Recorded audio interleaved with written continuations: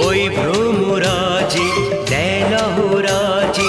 অধরা ছিল যে দেশে ধরা যে এই কি সে স্বপ্নে